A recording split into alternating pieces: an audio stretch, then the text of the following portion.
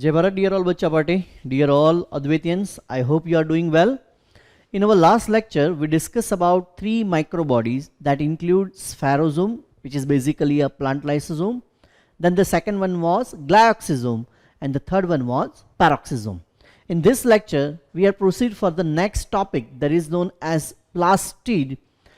As mitochondria is very much important and it is related to the cellular respiration, and there is a complete chapter in a plant physiology. Likewise, here also plastid is related with the process of photosynthesis, and we have separate chapter in plant physiology. So basically this topic is very much important. सारे notes जो है वो आप detail में बनाइएगा और सारे जो पॉइंट्स हैं वो बहुत ही इंपॉर्टेंट है to clear the concept regarding photosynthesis. Okay, so plastid is a membranous bound organelle, right? If we talk about the plastid term was given by a scientist Haeckel, right? Haeckel was the scientist who first time gave a term plastid, right? There are mainly two type of plastid and they are leucoplast and chromoplast. Leuco stand for white, right?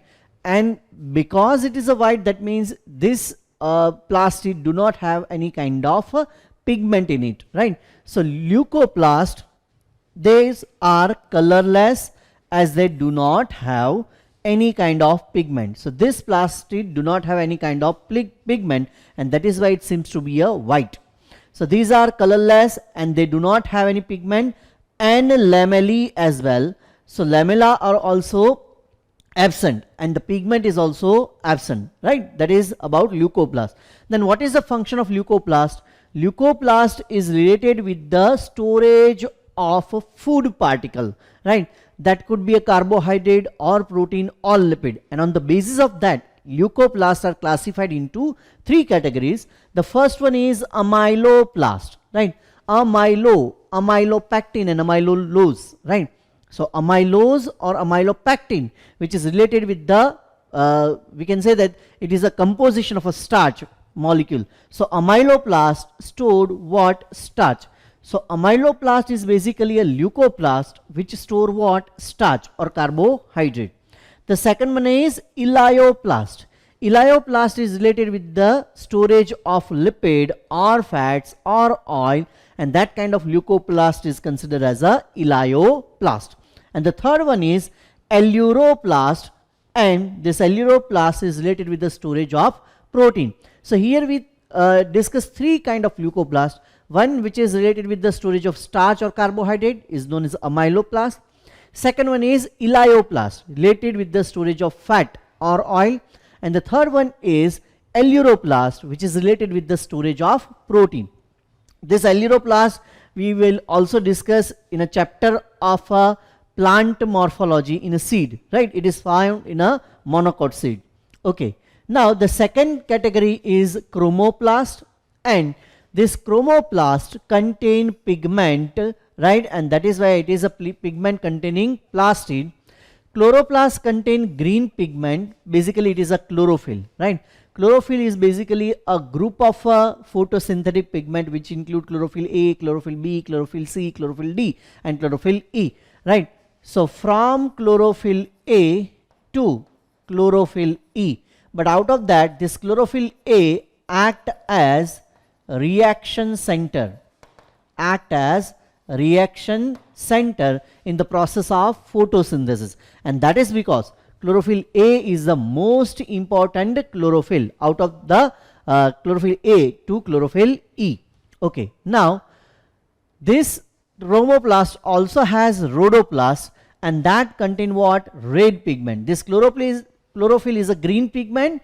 If same kind of chromoplast having a red pigment like a phycoerythrin, what it is called? Phycoerythrin. So the name of pigment is phycoerythrin, and if any chromoplast has this phycoerythrin, that chromoplast is considered as a rhodoplast. Same way, another red pigment which is found in a we can say that the red chili as well as in tomato, as we know that the red chili and tomato having a typical red color, and that typical red color is due to one pigment. That pigment is lycopene. This is the important one. Okay, so in chloroplast, the pigment, main pigment is chlorophyll, right? And that is why it is a green in color. The other one is rhodoplast, which having a phycoerythrin, which is a red pigment. Okay, now the third one is pheoplast, which contain a brown pigment or yellow pigment, and that pigment is nothing but the fucoxanthin. So when we discuss about the alga also having a three different categories. One is chlorophyta, second one is rhodophyta, and the third one is pheophyta, right? So chlorophyta means what? It is a green alga.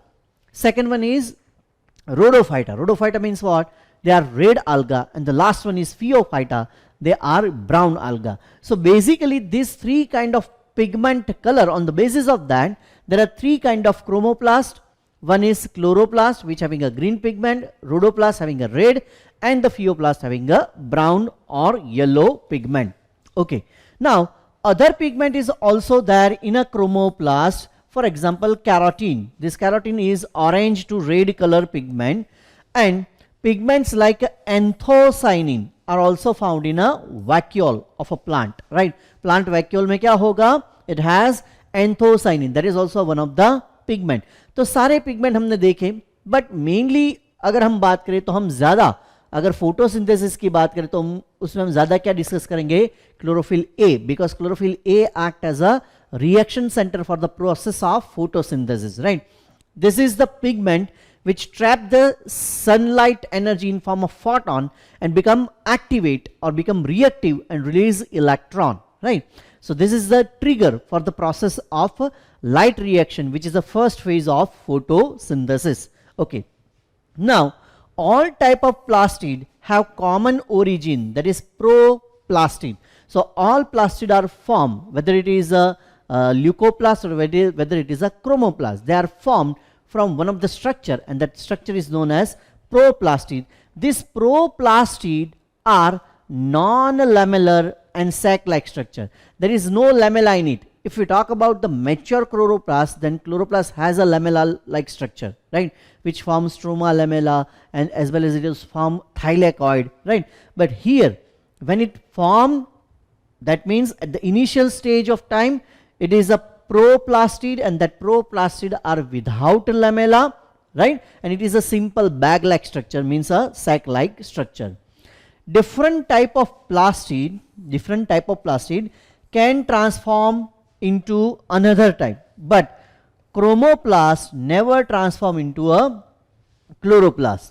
तो यहाँ पे एक चीज याद रखो कि leucoplast जो है, ल्यूकोप्लास्ट हमने तीन टाइप देखे. कौन कौन से टाइप देखे हमने देखे amyloplast, then elaioplast, then aleuroplast. They are inter convertible in each other. ठीक है, स्टार्च अगर स्टोर कर रहा है तो वो क्या है? वो अमाइलोप्लास्ट है. But supposing that it the same leucoplast store fat, then it become elaioplast, right? Vice versa.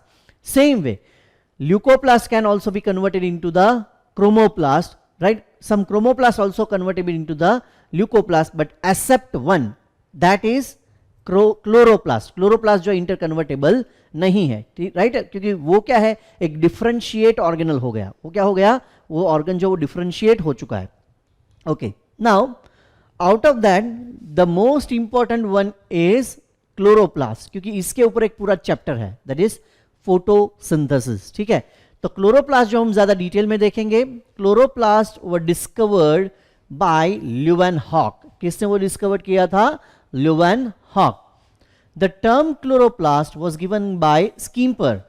So first of all, Leeuwenhoek was the scientist who discovered this photosynthetic organelle, and the term chloroplast, because it has green pigment, right, so it gave a term chloroplast, and that scientist was Skimper.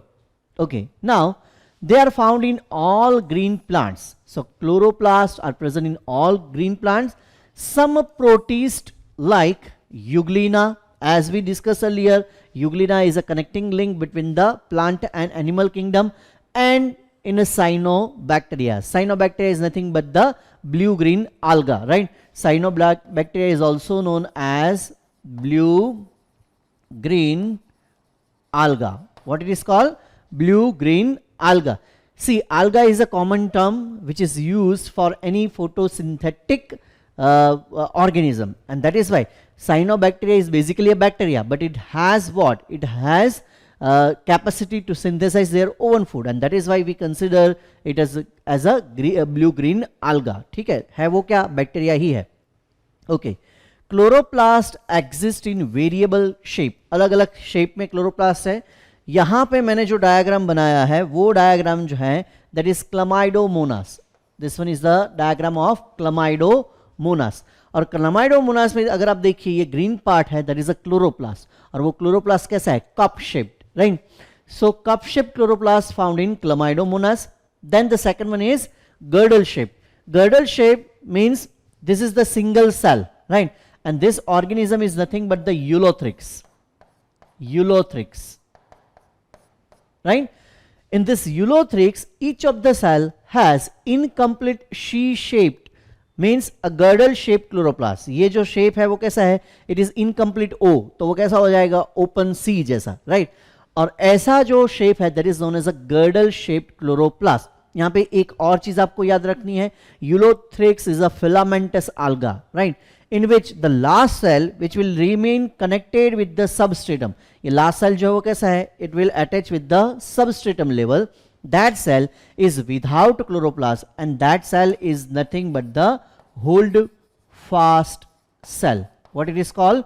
Hold fast cell. So in case of Ulothrix, all the cells having a girdle shaped chloroplast except one, and that is hold fast cell. Hold fast cell function is what? It hold that filamentous structure of alga with the substratum level, and that cell do not have chloroplast. Okay, now the third diagram is nothing but the Spirogyra. In Spirogyra, the chloroplast is a spiral form, right? It could be one or more than one. तो यहाँ पे देखिए first जो that is cup shaped found in Chlamydomonas. Second is girdle shape found in Ulothrix except hold fast cell. Spiral, it is found in the Spirogyra, and branched, which is found in the Zygema, and reticular means a tubular, it is found in a Oregonium, right? That is also a type of alga. तो branched भी हो सकते हैं, कैसे हो सकते हैं? Reticular, tube like भी हो सकते हैं, स्पाइरल हो सकता है किसमें? स्पाइरोगायरा में. फिर कैसे हो सकता है? Girdle shaped in Ulothrix. फिर कैसे हो सकता है? Cup shaped in Chlamydomonas. So these are the different shape of chloroplast, but the overall function is same. All the chloroplast is related with the synthesis of carbohydrate, or we can say that the photosynthesis process. The most common was oval or discoidal, which is found in the higher plant. The diagram of this oval or discoidal that we will discuss later in the same video, right? Okay, number of chloroplasts per cell is also variable. हर एक cell में chloroplast के number जो हो कैसे होंगे? अलग अलग, depending upon the cell. If you talk about some of the organism, one chloroplast per cell in Chlamydomonas. देखिए यहां पे मैंने क्लमाइडोमोनास बनाया है, one chloroplast in each of the cell. यहां पे यूलोथ्रैक्स बनाया है, one chloroplast in each of the cell, right? So number of chloroplast per cell is also variable. One chloroplast per cell in Chlamydomonas and Ulothrix, ये दोनों में पर cell कितने होंगे? One chloroplast. 1 to 6 chloroplast per cell in spirogyra. मैंने यहां पे एक ही बनाया है, that is a ribbon shape, right? कैसा है उसका शेप? Ribbon shape. और वो कैसा होता है? डीएनए लाइक स्ट्रक्चर, ठीक है? लेकिन यहां पे मैंने जो बनाया है एक ही बनाया है. कितने बनाया है? एक. सपोज मैं यहां पे अगर दूसरा ऐसा ही कोई क्लोरोप्लास्ट जो है वो ड्रॉ करूं, रिबन शेप क्लोरोप्लास्ट, ठीक है? तो वो स्ट्रक्चर जो कुछ इस तरीके से होगा. This is the second ribbon shaped chloroplast. ये कैसा है? It is a ribbon shape chloroplast. तो अभी जो हमने बनाया वो कितने बनाया है? दो, राइट? एक रिबन शेप है और दूसरा रिबन शेप जो है, और दोनों कैसे हैं? Spirally arrange. लेकिन ऐसे कितने हो सकते हैं? It could be 1 to 6 in a single cell. एक सेल में, स्पाइरोगायरा में 1 to 6 क्या हो सकते हैं? क्लोरोप्लास्ट जो हो सकते हैं. And 20 to 40 chloroplast are present per cell in higher plant. ठीक है, 20 से लेकर 40 तक वो हो सकते हैं. बट नॉर्मली क्लोरोप्लास्ट जो है that will remain towards the peripheral part of the cell, so that the exchange of gases takes place in a good manner. ठीक है, चलिए, तो ये हमने बेसिक सारी चीजें देखी. हमने क्लोरोप्लास्ट जो है उसके शेप जो है वो देखे, हमने एग्जांपल्स भी देखे, और हर एक सेल में क्लोरोप्लास्ट नंबर जो है that is variable depending upon the cell to cell, right. Spirogyra में हमने देखा 1 से 6 हो सकते हैं, क्लमाइडोमोनास में ओनली सिंगल, यूलोथ्रेक्स में only single, and in higher plants 20 to 40 पर सेल, राइट। चलिए अब अगर हम क्लोरोप्लास्ट के जो डिस्कॉइडल या फिर ओवल शेप क्लोरोप्लास्ट जो आज तक आप पढ़ते हैं वो सेकेंड में भी आपने पढ़ा होगा, ठीक है। अगर हम उस क्लोरोप्लास्ट की बात करें then that chloroplast is a double membrane structure, ठीक है। तो इसमें देखिए this one is the outer membrane, और आउटर मेम्ब्रेन की अगर हम बात करें तो आउटर मेम्ब्रेन में जैसे हमने माइटोकॉन्ड्रिया में देखा था वैसे outer membrane has more lipid, outer membrane has more lipid and less protein. Outer membrane has more lipid and less protein, and opposite to each inner membrane has more protein and less lipid. ठीक है, ये चीज हम आगे पहले discuss कर चुके हैं, तो नहीं लिखोगे तो भी चलेगा। ओके, तो क्लोरोप्लास्ट में outer membrane is smoother and that outer membrane has more lipid and less protein, and that is why it acts as what? Permeable membrane, while inner membrane has more protein and less lipid, and that is why it acts as a selective permeable membrane. The other thing which we need to remember is that outer membrane is continuous, right? But the inner membrane shows what? Inner membrane shows folded structure, right? That folded structure is nothing but the granum. This single piling is known as granum, and this granum is formed by one cone-like structure, that is a coin-like structure, and that coin-like structure is settled on upon each other, and that is why it form what? Piling of a thylakoid. और वो कैसा दिखेगा? जैसे हमने coin का एक पूरा piling बनाया हो वैसा। तो उसमें एक कॉइन जो है it is nothing but the thylakoid, वो एक कॉइन जो है वो क्या है? Thylakoid. And there are many coin-like or many thylakoid, they form a piling. That single piling is known as granum. लेकिन ये ग्रेनम बने किससे हैं? ग्रेनम बने हैं इनर मेम्ब्रेन से। किससे बने हैं? इनर मेम्ब्रेन से। Such granum is connected with the other granum by one septum-like structure which is known as stroma lamella. उसको हम क्या बोलेंगे? स्ट्रोमा लेमेला, या फिर हम बोल सकते हैं इंटरग्रेनल सेप्टम। अगेन सारी चीजें एक बार देखते हैं। Single coin-like structure, right, which has a pigment, right? That pigment is what? That pigment include chlorophyll A, chlorophyll B, xanthophyll, carotenoids, right? So that single thylakoid or single coin-like structure is nothing but the thylakoid, and many thylakoid arrange one upon another, right, and form what? Piling, and that piling is nothing but it is known as a granum. What is called? Granum. So that single piling is a granum.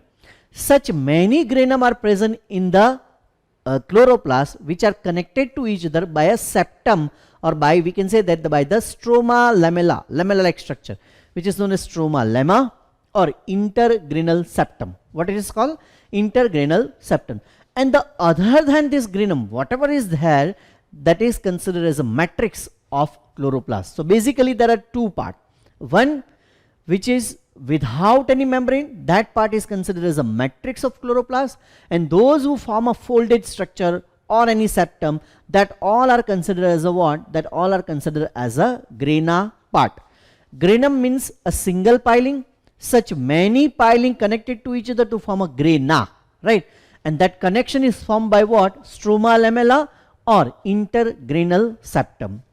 Here we need to remember one more thing, is that in case of respiration, there are three phases. One is glycolysis, second one is Krebs cycle, and the third one is oxidative phosphorylation. We have also discussed that glycolysis takes place in cytoplasm, Krebs cycle takes place in a matrix of mitochondria, and the third one is oxidative phosphorylation, which occur in the oxysome or F0, F1 particles, that we already discussed in the in a chapter in a part of mitochondria, right? Now, in case of chloroplast, chloroplast perform what? Photosynthesis. And photosynthesis process occurs in two phases. One is light reaction and the other one is dark reaction. Again, one is light reaction, right? Why it is called light reaction? Because this process required presence of sunlight. and the other one is dark reaction. It doesn't mean that it occur in absence of light. Dark reaction means what? This process do not require presence of light, right? तो वो अंधेरे में हो रही है ऐसा नहीं समझना है, राइट? उसके लिए लाइट जो है उसकी प्रेजेंस रिक्वायर्ड नहीं है dark reaction. But first phase that is light reaction, it is obligatory that it should require what presence of photon या फिर presence of light. उसमें light जो है वो compulsory है, ठीक है? तो जो first phase है that is light reaction, and that light reaction takes place in granum area. granum area में क्यों हो रहा है? Because granum is formed by thylakoid, और thylakoid के अंदर क्या होंगे? thylakoid के अंदर होंगे photosynthetic pigment, ठीक है? For example chlorophyll A, chlorophyll B, xanthophyll, carotenoids, likewise, ठीक है? चलिए, तो ये सारी जो लाइट रिएक्शन की प्रोसेस जो है वो यहां पे हो रही है. Okay, now second process is what? Second process is dark reaction. The dark reaction process occur in a stroma. कहां पे हो रहा है वो? स्ट्रोमा में. और वो डार्क रिएक्शन जो है there is a second phase, and the dark reaction required one of the enzyme. That enzyme is known as RuBisCO. उस एंजाइम को क्या बोलते हैं? रूबिस्को. अब नॉर्मली कोई भी एंजाइम होगा that will act on a single substrate, या फिर एक ही प्रोसेस को लीड करता है. That is a characteristic features of enzyme. कोई भी एंजाइम कोई एक ही प्रोसेस को लीड कर सकता है. But this RuBisCO is a exceptional case. Why it is exceptional case? Because this RuBisCO act on ribulose biphosphate and can carboxylation of RUBP. तो रिब्यूलोज biphosphate का वो क्या कर सकता है? कार्बोक्सिलेशन कर सकता है, राइट? और सेम एंजाइम जो है वो रिब्यूलोज बाइफॉस्फेट का क्या कर सकता है? ऑक्सीजनेशन भी कर सकता है. अब यहां पे एक इंपॉर्टेंट चीज जो है वो आपको बहुत ही ध्यान से याद रखनी है. 3 पॉइंट में बता रहा हूं, ध्यान से याद रखना. अगर कोई आपको पूछे कि पूरे प्लांट में सबसे ज्यादा कार्बनिक कंपाउंड कौन सा है, मैंने कुछ स्पेसिफिकेशन नहीं पूछा है, मैंने क्या पूछा? सबसे ज्यादा which carbonic compound found in a abundant form on the planet. तो आपका आंसर होना चाहिए सेल्यूलोज. तो आपका आंसर क्या होना चाहिए? सेल्यूलोज. सेल्यूलोज सबसे ज्यादा कार्बनिक कंपाउंड जो है उसकी अगर हम बात करें तो सबसे ज्यादा कौन सा है? सेल्यूलोज. अब मैं इस क्वेश्चन थोड़ा चेंज कर रहा हूं. हमारे प्लेनेट पे सबसे ज्यादा प्रोटीन कंपाउंड जो है वो कौन सा है? तो आपका आंसर होना चाहिए रूबिस्को. क्या होना चाहिए? रूबिस्को. क्योंकि मैंने स्पेसिफिक बता दिया प्रोटीन. अब प्रोटीन जो है वो हमने क्या बताया? रूबिस्को. रूबिस्को है क्या? It is a enzyme. Enzyme किससे बने होते हैं? प्रोटीन से, ठीक है? तो सिंपली अगर पूछे कि पूरे प्लेनेट में सबसे ज्यादा प्रोटीन कंटेंट कौन सा है, तो आपका आंसर क्या होना चाहिए? रूबिस्को. अब तीसरा क्वेश्चन, सबसे ज्यादा हमारे प्लेनेट पे प्लांट किंगडम में सबसे ज्यादा प्रोटीन कौन सा है? तो भी आपका आंसर जो वो क्या होना चाहिए? रूबिस्को. क्योंकि प्लांट किंगडम का ही पूछा गया है, तो उसमें सबसे ज्यादा क्या होता है? रूबिस्को. अगर आपको यह पूछा जाए कि एनिमल किंगडम में सबसे ज्यादा प्रोटीन कौन सा है, then your answer should be collagen protein. तो क्या होना चाहिए? Collagen protein. सबसे ज्यादा कार्बनिक कंपाउंड पूछा जाए तो सिंपली तो आंसर आना चाहिए सेल्यूलोज. सेकंड, सबसे ज्यादा प्रोटीन कंटेंट पूछा गया है तो भी आंसर जो है वो क्या होना चाहिए? रूबिस्को. सिंपल प्रोटीन पूछा इसलिए. अगर प्लांट किंगडम में पूछा है तो भी आंसर क्या आना चाहिए? रूबिस्को ही आना चाहिए, because rubisco is found in a plant. और अगर आपको पूछा जाए कि एनिमल किंगडम में सबसे ज्यादा प्रोटीन कौन सा है, तो आपका आंसर क्या होना चाहिए? कोलेजन. ठीक है, चलिए. तो डार्क रिएक्शन जो है that will takes place in a stroma region, और स्ट्रोमा रीजन में उसके लिए एंजाइम्स है. कौन सा एंजाइम है? रूबिस्को. रूबिस्को के एक्टिवेशन के लिए हमको डाइवैलेंट आयन चाहिए होंगे. That includes manganese, that includes magnesium, ठीक है, दैट इंक्लूड्स आयन Fe+2. ये सब जो है वो आयन भी हमको चाहिए होंगे. किसके लिए? ये एंजाइम के एक्टिवेशन के लिए, क्योंकि एंजाइम जो है that is made up of protein, but उसको एक्टिव करने के लिए और भी एलिमेंट जो चाहिए. और कौन कौन से वो एलिमेंट होंगे that we will discuss in a chapter of biomolecule. ठीक है, लेकिन यहां पे बाइवैलेंट आयन जो है वो रिक्वायर्ड है, ये चीज आप याद रखना. ओके, अब दूसरी एक चीज मैंने इंपॉर्टेंट चीज यहां पे लिखी है कि ये देखिए, ये जो पार्ट है it is nothing but the stroma lamella. उसको हम क्या बोल रहे हैं? Stroma lamella. अब स्ट्रोमा लैमेला जो है उसमें फोटोसिस्टम 1 होगा. फोटोसिस्टम 1 क्या होता है? It is a group of pigment. It is a group of photosynthetic pigment. उससे क्वांटोसोम बनता है, या फिर आप उसको लाइट हार्वेस्टिंग कॉम्प्लेक्स भी बोल सकते हो, या फिर आप उसको फोटोसिस्टम बोल सकते हो. 3 मैंने चीजें बताई. एक क्वांटोसोम, दूसरा लाइट हार्वेस्टिंग सिस्टम, और तीसरा फोटोसिस्टम. ये तीनों चीज एक ही है. और बहुत सारे पिगमेंट से, फोटोसिंथेटिक पिगमेंट से वो बनता है। तो PS1 जो है फोटोसिस्टीन 1, वो ऑलवेज कहां पे होगा, वो होगा स्ट्रोमा लैमेला में। कहां पे होगा, स्ट्रोमा लैमेला में।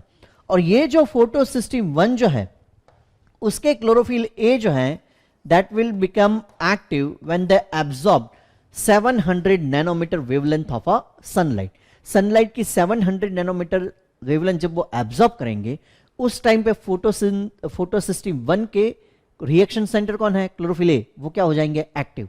ठीक है, डिटेल जो है वो हम फोटोसिंथेसिस वाले चैप्टर में देखेंगे। लेकिन एक चीज आप याद रखिए, this photosystem 1 is related with the process of cyclic photophosphorylation.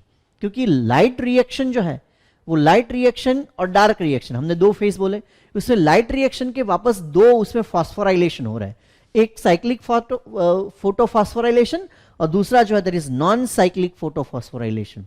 Again if we talk about the process of photosynthesis, that takes place in two phases.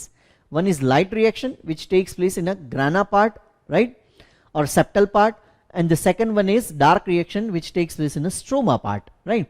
अब अगर मैं ग्राना पार्ट की बात कर रहा हूं, अगर मैं थाइलेकॉइड की बात कर रहा हूं, अगर मैं स्ट्रोमा लेमेला की बात कर रहा हूं, अगर मैं लाइट रिएक्शन की बात कर रहा हूं, then this light reaction having a two phase, one is cyclic photophosphorylation and the other one is non cyclic photophosphorylation. उसका पूरा केमिकल रिएक्शन जो हम देखेंगे फोटोसिंथेसिस वाला चैप्टर में। लेकिन अगर मैं साइक्लिक फोटोफॉस्फोराइलेशन की बात कर रहा हूं which is a part of light reaction, तो वो कौन कर रहा है, फोटोसिस्टीन 1। और फोटोसिस्टीन 1 जो है वो कहां पे होता है, it is always present in stroma lamella. Okay, दूसरा जो है that is non cyclic photophosphorylation, right. For the process of non photophosphorylation, right, we require non-cyclic photophosphorylation, we require both the photosystem, that is photosystem 1 and photosystem 2। तो ये दोनों present होंगे किसमें, thylakoid membrane में। तो एक चीज याद रखना, थाइलेकॉइड मेम्ब्रेन में दोनों फोटोसिस्टम है, फोटोसिस्टम 1, फोटोसिस्टम 2। बट अगर मैं स्ट्रोमा लैमेला की बात करूं, that stroma lamella has only one photosystem and that is photosystem 1। ठीक है, तो फोटोसिस्टम 1 जो है that is related with the cyclic photophosphorylation, and photosystem 2 and 1 together, which is present in the thylakoid membrane, are responsible for the process of non-cyclic photophosphorylation। Detail जो है that we will discuss in a chapter of photosynthesis। तो I hope कि ये पूरा structure जो आपको समझ में आ गया होगा। Other than that, if you see properly, this chloroplast also having a DNA, right, same kind of DNA which is found in a mitochondrial matrix, and this entire stroma also having a ribosomes in it, and the type of ribosome is 70S type. So basically it is a prokaryotic ribosomes, right? And if a organelle having a DNA and ribosomes of its own, that means this organelle can self duplicate or replicate, right? And if it is that means this organelle is nothing but the semi autonomous organelles like mitochondria। जैसे mitochondria खुद को replicate कर सकता है, वैसे ये chloroplast भी खुद को क्या कर सकता है, रेप्लिकेट कर सकता है। ठीक है, तो वो दोनों ऑर्गेनल जो है वो कैसे है, they are semi autonomous organelle. चलिए, तो ये पूरा स्ट्रक्चर जो हमने देखा। ओके, नेक्स्ट है, तो नेक्स्ट पॉइंट जो है वो इसकी डिटेल हम लेते हैं। ठीक है, तो अगर हम देखिए डायग्राम तो हम देख चुके हैं, अब उसकी डिटेल लेते हैं। Chloroplast are dimorphic. अब क्लोरोप्लास्ट जो है they are of two type, दो टाइप के क्लोरोप्लास्ट जो है वो होते हैं। ठीक है, और वो दो टाइप के क्लोरोप्लास्ट जो हैं वो कौन से होते हैं, ग्रेनल एंड ए ग्रेनल। अब यहां पे एक इंपॉर्टेंट चीज जो है वो आपको याद रखनी है, there are two types of plant, one is C3 plant and the other one is C4 plant. कौन कौन से दो प्लांट है, C3 plant and C4 plant. Basically C3 and C4 the differentiation is based on its anatomy. ठीक है, and the process they do, right. अब उसमें अगर हम बात करें तो C3 प्लांट है, उसमें एक ही टाइप के सेल हैं, that is known as mesophyll cell. एक ही टाइप के सेल है, फोटोसिंथेटिक सेल। किसमें, C3 प्लांट में एक ही टाइप के फोटोसिंथेटिक सेल हैं, और वो कौन से हैं, मेसोफिल सेल। अगर मैं C4 प्लांट की बात करूं, then C4 plant has two type of cell, one is mesophyll cell and the other one is bundle sheath cell. ठीक है, तो अगर देखिए हम C3 प्लांट की बात करें तो C3 प्लांट में एक ही फोटोसिंथेटिक सेल है and they are mesophyll cell.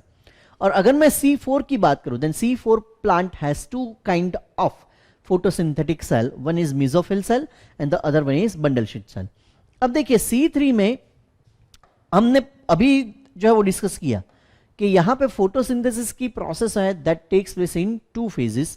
तो मेसोफिल सेल में लाइट रिएक्शन भी हो जाएगा and in same cell dark reaction also takes place. तो डार्क रिएक्शन और लाइट रिएक्शन वो दोनों C3 प्लांट में एक ही सेल में हो जाएंगे and that is mesophyll cell. और ये मेसोफिल सेल जो हैं they are granal, they have granal chloroplast. उसमें क्लोरोप्लास्ट जो वो कैसे हैं, ग्रेनल, मतलब उसमें थाइलेकोइड होंगे, ग्रेनम होगा, ग्राना होगा, इंटर ग्रेनम सेप्टम जो है वो होंगे. ठीक है, जो नॉर्मल हम क्लोरोप्लास्ट का डायग्राम हमने अभी देखा वैसा किस में होगा, mesophyll cell of C3 plant.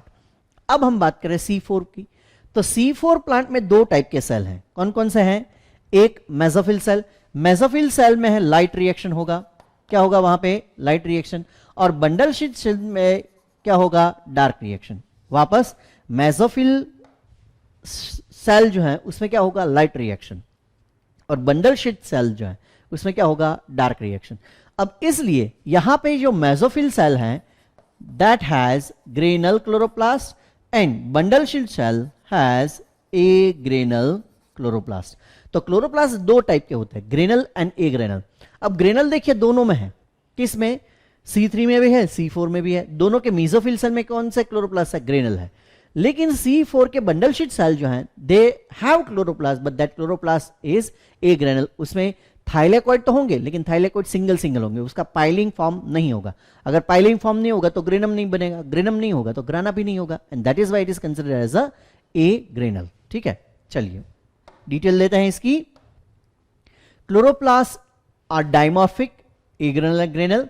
Granal की अगर बात करें विथ ग्राना, ग्रेनल जो है बोलेंगे जिसमें ग्राना हो, right. And this kind of chloroplast found in mesophyll cell of C3 and C4 plant.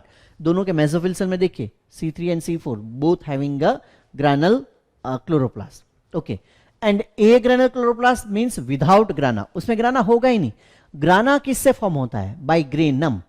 Granum किससे फॉर्म होता है, by piling of a thylakoid. ठीक है, तो अगर ग्रेनम जो है वो फॉर्म ही नहीं होगा तो ग्राना भी नहीं होगा, right. Okay, and this kind of agranal chloroplast found in bundle sheath cell of C4 plant. चलिए, chloroplast are double membrane bound and semi autonomous organelle. अभी हमने देखा outer membrane, inner membrane, and उसमें क्या था, ribosomes था, DNA था, so they can self replicate. Chloroplast is filled with the matrix called stroma, वो भी हमने देखा जहां पे डार्क रिएक्शन हो रहा है. Stroma is rich in enzyme of Calvin cycle, और वो एंजाइम कौन सा था, रूबीस्को, अभी हमने देखा. It also having a 70S ribosome, prokaryotic ribosomes है, वो भी हमने देखा. It also having a double stranded DNA, circular DNA like mitochondria, वो भी हमने डिस्कस किया.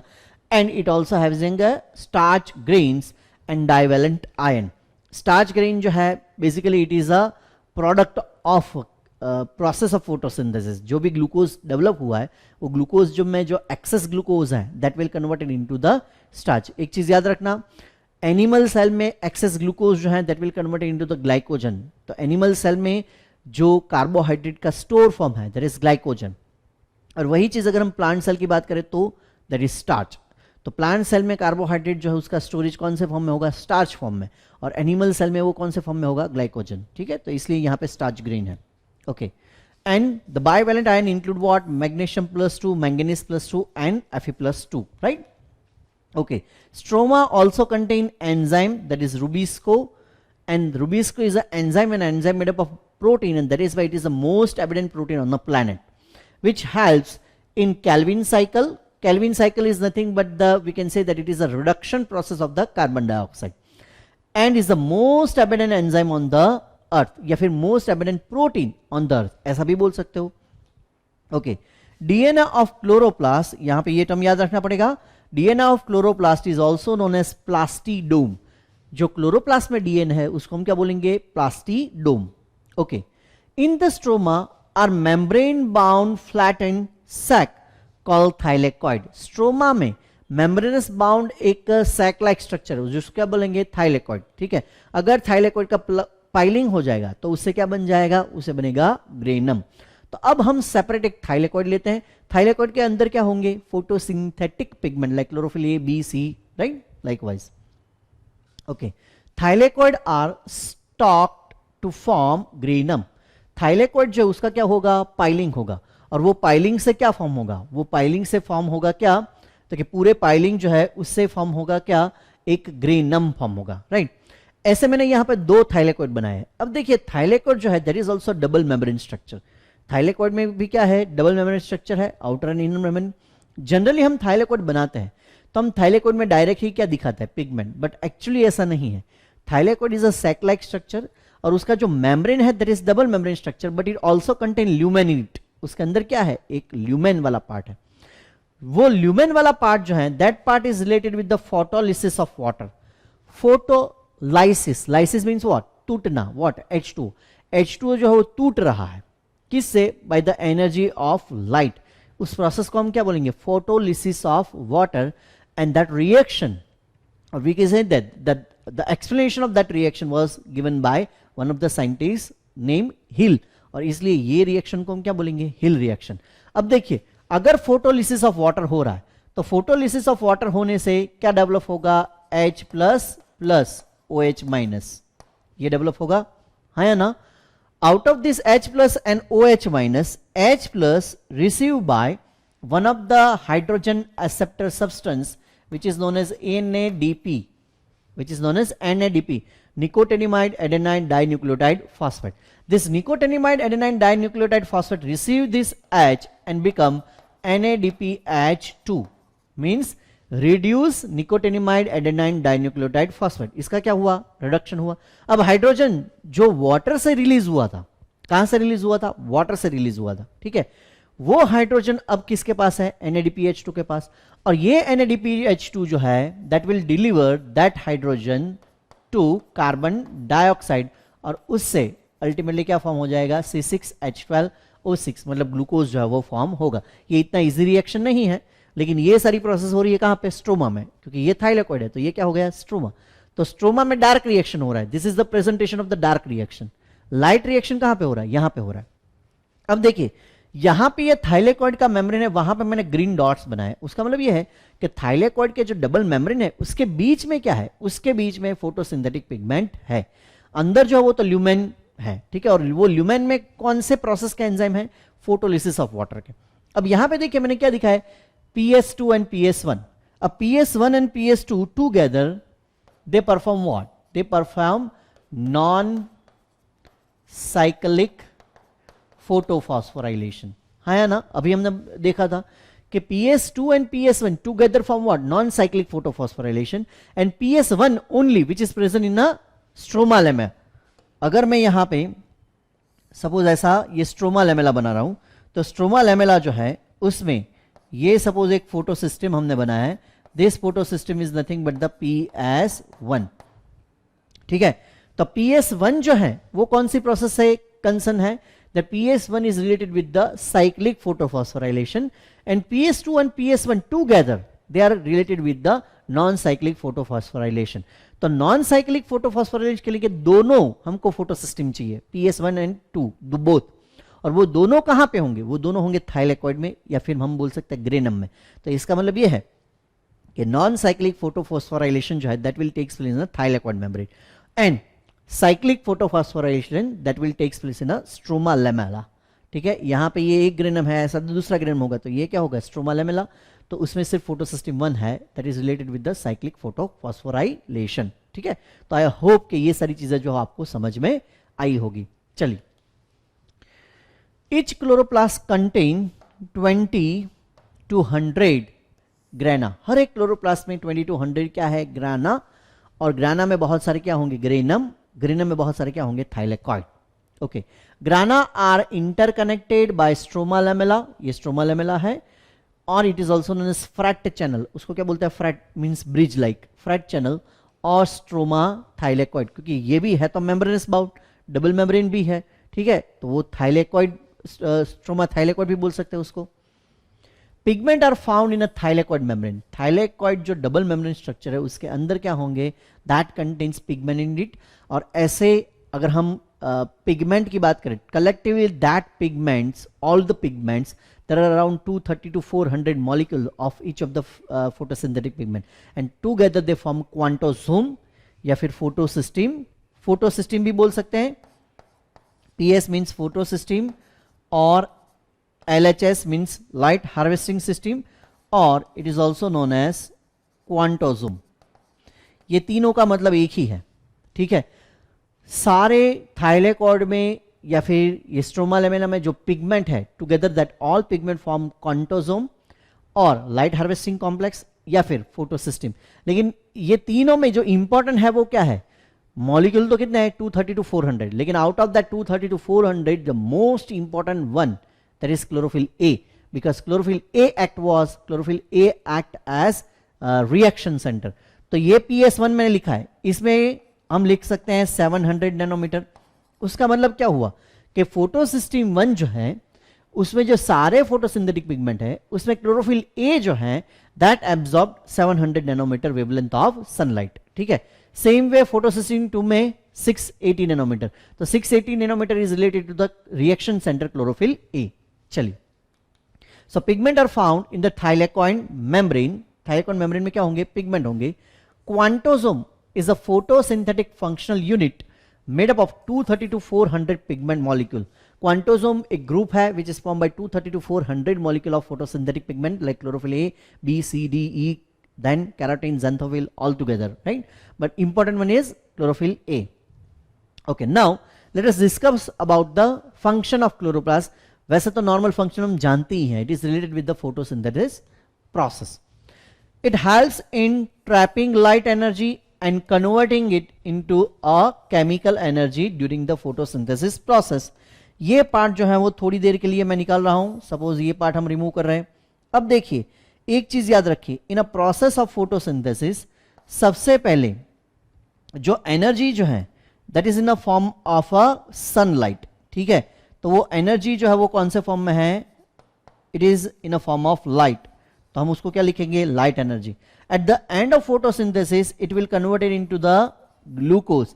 और ग्लूकोज खुद क्या है, it is a chemical energy. Because none of the organism, right, directly use this photon. ठीक है, उससे एनर्जी नहीं मिलती. पहले देखिए प्लांट भी फोटोन का यूज करेगा लाइट एनर्जी का, लेकिन सिंथेसिस क्या करेगा, वो ग्लूकोज ही सिंथेसिस करेगा और उसके बाद ग्लूकोज जो है वो रेस्पिरेशन में आएगा. ओके, तो सारे ऑर्गेनिज्म जो है वो सिर्फ और सिर्फ केमिकल एनर्जी जो है वो यूज कर सकते हैं टू गेटिंग अ एनर्जी और एटीपी, ठीक है.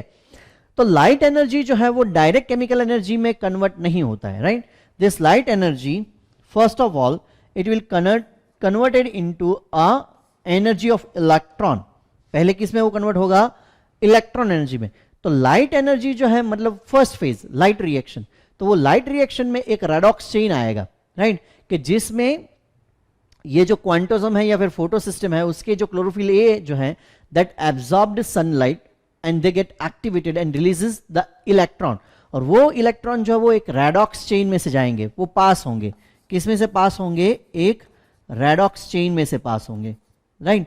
और वो रेडॉक्स चेन से फिर ग्रेजुअली क्या होगा, फोटोलिसिस ऑफ वाटर होगा और उससे NADP का रिडक्शन होगा and they form what, NADPH2. And then after that NADPH2 is nothing but the reducing power which are able to reduce carbon dioxide by delivering its hydrogen. and इसलिए carbon dioxide में से क्या बन जाएगा, C6H12O6 and ultimately glucose will be formed. तो ultimately हम ये बोल सकते हैं कि लाइट एनर्जी जो है वो कन्वर्ट हो रही है कि इसमें केमिकल एनर्जी में, लेकिन उसके बीच में एक स्टेज है, वो हम डिटेल में उस चैप्टर में देखेंगे. चलिए, synthesis of glucose that is also function means carbohydrate formation and that is because chloroplast is also known as kitchen of cell. Power of cell किसको बोलते थे हम, माइटोकॉन्ड्रिया को, हाँ या ना, उसको हम क्या बोलते थे, पावर हाउस ऑफ सेल. और इसको हम क्या बोल रहे हैं, किचन ऑफ सेल, क्योंकि यहाँ पे फूड जो है वो सिंथेसाइज हो रहा है. इसके अलावा हमने बोला इंजन ऑफ सेल, किसको हम बोलते थे, राइबोसोम्स को, बिकॉज वो प्रोटीन सिंथेसिस नहीं करेगा तो फ्यूल सबको नहीं मिलेगा इन फॉर्म ऑफ एंजाइम, ठीक है. Light reaction means first phase takes place in thylakoid या फिर ग्रिनम भी बोल सकते हो, and dark reaction takes place in stroma, वो भी हम पढ़ चुके हैं. So here we are done with this lecture means chloroplast.